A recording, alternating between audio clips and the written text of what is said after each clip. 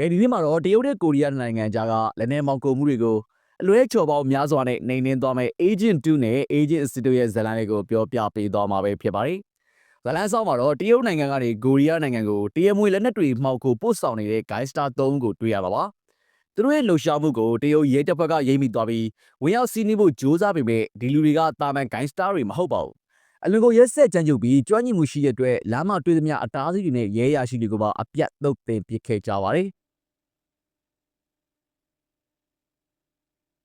ဒီဖြစ်အကြောင်းငွေကြေးမြောင်များဆုံးရှုံးသွားရတယ်လို့ရဲတွေလည်းအသက်ပေးလိုက်ရတဲ့အတွက်တရုတ်ထောက်လိုင်းဌာနကဒီကိစ္စကိုအလေးနဲ့ကြိုက်တွေကိုဆုံးဖြတ်လိုက်ပါတယ်။ဒါပေမဲ့သူတို့ရဲ့ကြံစီကတော်တော်လေးကိုအေးဆက်လွန်ပါတယ်။သူတို့ကတရားဝင်အေဂျင့်တော်မဟုတ်သေးတဲ့တင်နန်းစေးစားအမျိုးသမီးငယ်လေးဒါရီကိုဆေးလို့ဖို့ဆုံးဖြတ်လိုက်ကြတာပါ။သူတို့ရဲ့ယုံဒီကတော့အကယ်၍သူမသာအသက်ခံရရင်တရုတ်ဆိုးရအနေနဲ့သူမကိုမသိပါဘူးလို့ညှိဆိုဖို့လွယ်ကူတာကြောင်းပါပဲ။ဒါဟာတကယ်အောင်မြင်ဖို့မလွယ်ကူတဲ့ Mission Possible တစ်ခုဖြစ်လာခဲ့ပါတယ်။ This is Mission Possible.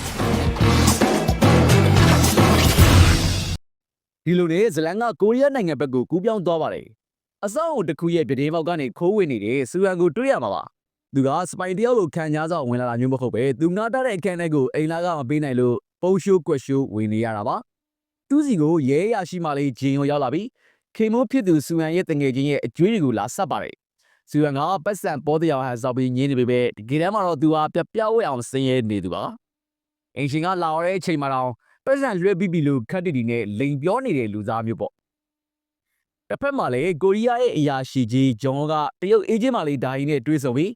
သူမရဲ့တာဝန်ကိုရှင်းပြပါတယ်။ဒါဟာဘသူ့အကူညီမမရနိုင်တဲ့တကူတော်စစ်စင်ရေးဖြစ်ပြီးအန်ဒီရဲ့အရန်ကြီးရလို့သတိပေးပါတယ်။ဒါပေမဲ့ဂျွန်ဟာ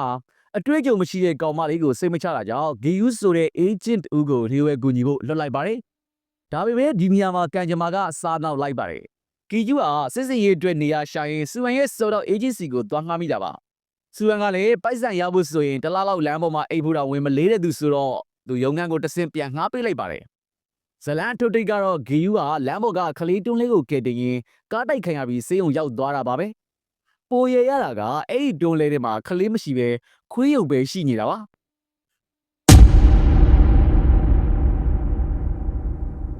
Oh my god.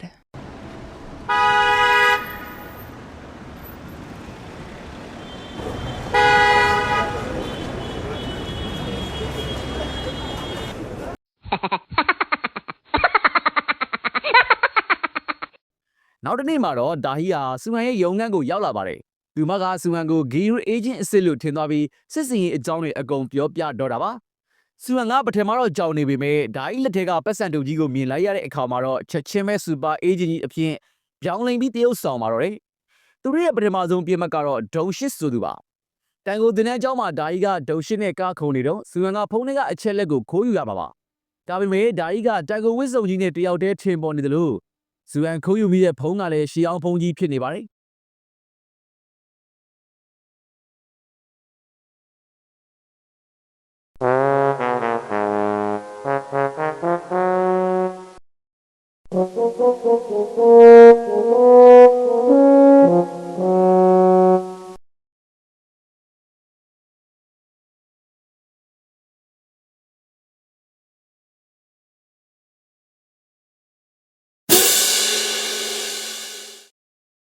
သူတို့နှစ်ယောက်လည်းရဲစခန်းကိုရောက်သွားကြပါတယ်။ဒါကြီးကစူဟန်ကိုအရန်တော်တဲ့အေဂျင့်လို့စက်ရုံနေတော့မှာပဲ။သူတို့ဟာသဲလုံစားရှာဖို့အတွက်အစိုးရငွေဝါ2တန်းကိုသုံးပြီးဘေးရီဆီယာမစီသွားမေးကြပါတယ်။ဘေးရီဆီယာမရဲ့လမ်းညွှန်မှုနဲ့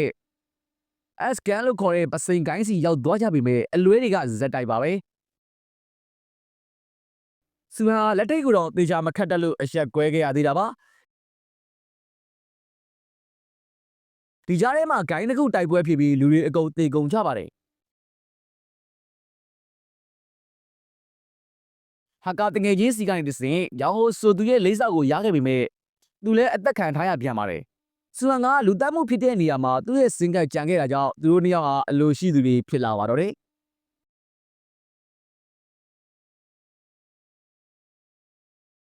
ဇလန်ရဲ့အလေပြောင်းကတော့ဟိုတယ်ဝဲတစ်ခုမှဖြစ်လာပါတယ်။စူဟန်ဝက်လာတဲ့ဝစ်စုံကစပွဲကင်းနဲ့တချေရတဲ့တူနေလို့အားလုံးရဲ့လှောင်ပြောင်ခြင်းကိုခံရပါသေးတယ်။အိမ်မှာလည်းမောင်ခုမှုရဲ့နောက်ွယ်ကလူဟာဂျီဟိုးဖြစ်ကြောင်းသိလိုက်ရပေမဲ့သူတို့နှစ်ယောက်အဖမ်းခံလိုက်ရပြန်ပါတယ် အဲ့ဒီချိန်မှာဆူဟန်ကအသက်ရှင်မှုအတွက်ဓာကြီးကိုသစ္စာဖောက်တယ်လို့ဟန်ဆောင်ခဲ့ပါတယ်ဒါပေမဲ့သူတငယ်ချင်းရဲ့ဇနီးဂျင်ယွန်းကိုတတ်ခိုင်းတဲ့အခါမှာတော့ဆူဟန်တယောက်ဟန်မဆောင်နိုင်တော့ပါဘူးဒီနေရာမှာပရိသတ်တွေအံ့ဩသွားရတာကဆူဟန်ရဲ့တကယ်အရေးချင်းမှာ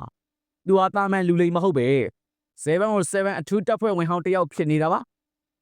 ဆူဟန်ဟာဓာကြီးကိုကယ်ဖို့ပြန်လာတဲ့အချိန်မှာတော့တကဘာလုံးကအေဂျင့်တွေရှုံးလောက်မဲ့အရေးချင်းတွေကိုထုတ်ပြပါတော့တယ်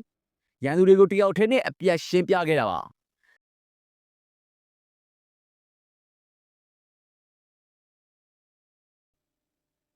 သူဒီလောက်ပတ်စံမဲ့နေရတဲ့အကြောင်းရင်းကလည်းကွယ်လွန်သွားတဲ့သူတငယ်ချင်းရဲ့သားလေးခွဲစိတ်ဖို့အတွက်ဖြစ်နေတာကြောင့်စိတ်မကောင်းစရာလည်းကောင်းလာပါတယ်နောက်ဆုံးမှာတော့တရခန်တွေကိုဖမ်းမိသွားပြီးဆူဟန်ရဲ့ကိုရီးယားရဲတပ်ဖွဲ့ရဲ့တရားဝင်အေဂျင့်ပြန်လည်ဖြစ်လာခဲ့ပါတယ်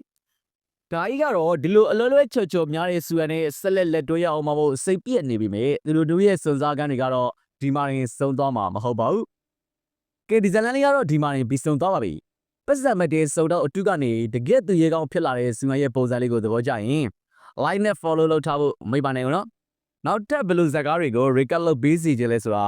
comment မှာရေးခဲ့ပြီးပါဦးအဆုံးထိနားဆင်ပေးခဲ့တဲ့တယောက်ချင်းစီကိုအထူးကျေးဇူးတင်ပါတယ်